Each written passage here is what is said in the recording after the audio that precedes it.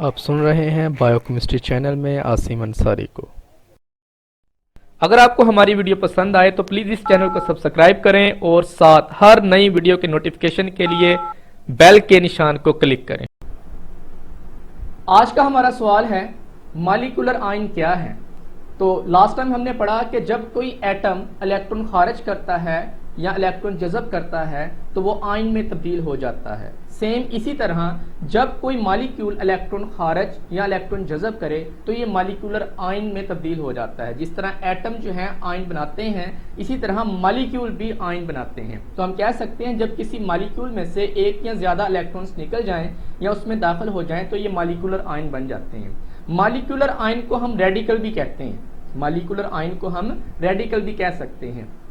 फिर इसी तरह जिस तरह एक एटम इलेक्ट्रॉन्स खारिज करता है तो उसके ऊपर पॉजिटिव चार्ज आ जाता है, उसको हम केटाइन का नाम देते हैं। इसी तरह जो मॉलिक्यूल है, मॉलिक्यूल अगर इलेक्ट्रॉन खारिज करे तो उस पर पॉजिटिव चार्ज आ जाएगा, उसको हम क्या कहेंगे, केटाइनिक मॉलिक्यूलर आयन। यानी कि हम कह सकते हैं कि मॉलिक्यूलर आयन की भी आगे टू टाइप्स हैं, एक कीटाइनिक मॉलिक्यूलर आयन और एक इनाइनिक मॉलिक्यूलर आयन। तो कीटाइनिक मॉलिक्यूलर आयन कौन सा होगा? ऐसा मॉलिक्यूलर आयन जिस पर पॉजिटिव चार्ज हो। पॉजिटिव चार्ज कब आएगा? जब वो इलेक्ट्रॉन खारिज करेगा तो उसके ऊपर पॉजिटिव चार्ज आ जाएगा।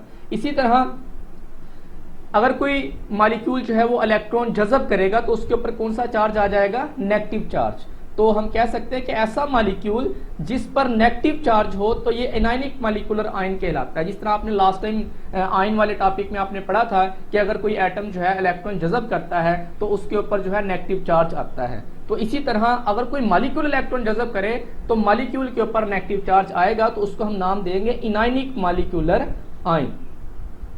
कीटाइनिक मॉलिक्यूलर आयन अपने मध्य मुकाबल इनायनिक मॉलिक्यूलर आयन्स की निस्बत कसरत से पाए जाते हैं। यहाँ पे ये बात काबिल गौर है कि जो कीटाइनिक मॉलिक्यूलर आयन होते हैं उनकी तादाद ज्यादा होती है बनिस्बत इनायनिक मॉलिक्यूलर आयन की।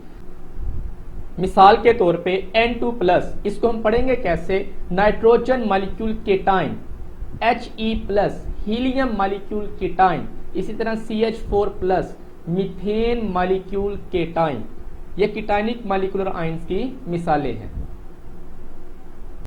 N2- यानी कि नाइट्रोजन मॉलिक्यूल एनाइन, ये एक इनाइनिक मॉलिक्यूलर आयन की मिसाल।